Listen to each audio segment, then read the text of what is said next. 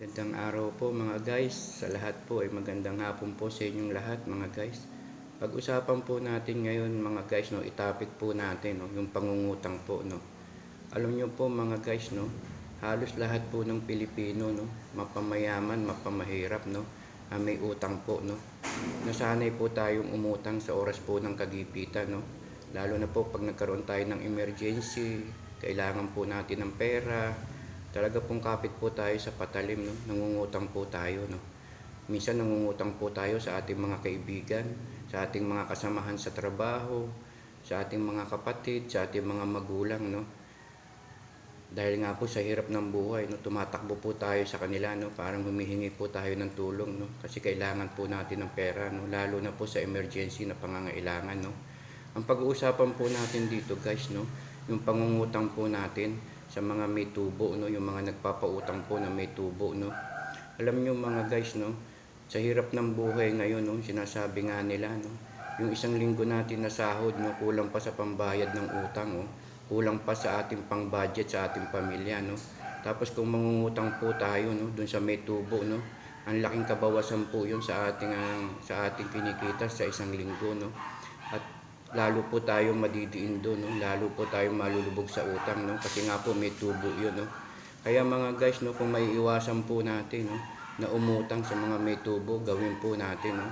Doon na lang po tayo lumapit sa mga relatives po natin o sa ating mga kasamahan o kaibigan, no?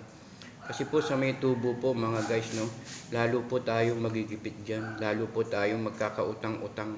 Kasi nga po, no, may tubo, no, at napakahirap po, no, na pagkabayad po natin, no, meron pang naiwan, no, tapos makakasanayan po natin yan mga guys, no, hindi po natin mapapansin, no, natapos na po natin bayaran, no, pero konting gipit lang po, uutang po tayo uli, no, kasi nga po may nagpapautang, no, at alam po natin, no, na kaya natin bayaran kung may trabaho man tayo, no, pero ang masakit po doon mga guys, no, tumatagal po, no, nagiging paulit-ulit po, no, at hindi nyo po namamalayan, no, at hindi nyo rin po napapansin, no, yung puhunan po na hiniram ninyo, no, na ibalik nyo na.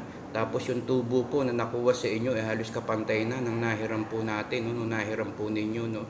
Kaya napakahirap po talagang kumapit sa patalim, lalo na po ang ating kakapitan ay may tubo nga po, no. Kaya kung may iwasan po natin mga guys, na mangutang sa mga ganyan, iiwasan po natin. Doon na lang po tayo lumapit sa ating mga relatives, no, sa ating mga kaibigan, sa ating mga kasamahan, na maaari po natin mautangan, no, na walang tubo. Kasi pag doon nga po sa may tubo, no, lalo po tayong magigipit mga guys. Nahirap na nga po ng buhay, no, yung isang linggo nating sahod. Pag hindi pa natin nasasahod ay naipangutang na po natin o na pambayad na lang po ng ating mga utang, no. Kaya hanggang maaari po mga guys, no, iwasan po natin na dyan umutang, no. Doon na lang po tayo umutang sa ating mga kakilala, no.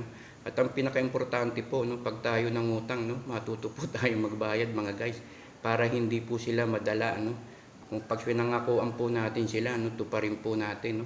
Para sa susunod po, no, mapapautang po uli nila tayo, no, lalong-lalo na po sa ating mga kaibigan, para hindi po masira yung ating pakikipagkaibigan, no, sa ating mga relatives mo. Pinagkatiwalaan po tayo na pahiramin, no, dapat matuto po tayong magbalik sa tamang usapan po, no. Kung hindi naman po natin maibalik, no, magpakita po tayo, makiusap, no. Hulugan na lang po natin, no. Kasi mapalad na po tayo kasi napautang po nila tayo kaysa nangutang po tayo dun sa mga may tubo, no. O paano po mga guys, ilan po siguro ang mai-share ko ngayon, no. Hanggang maaari po mga guys, iwasan natin na mangutang sa mga may tubo. Alam po naman po na tayong mga Pilipino, no, nasanay na po talaga tayong mangutang, no. Pero doon na lang po tayo mangutang sa ating mga kakilala na pwede po magtiwala sa atin at matuto lang po tayo magbayad ng maayos para kung sa oras na dumating po yung emergency sa ating buhay at dumating po sa ating pangangailangan, babalik po tayo sa kanila, no, dahil alam po nila na marunong naman tayong magbayad, no. O paano po mga guys, magandang hapon po sa inyong lahat at ingat po tayo saan man tayo naroroon. Magandang hapon po, maraming salamat po sa inyong lahat mga guys.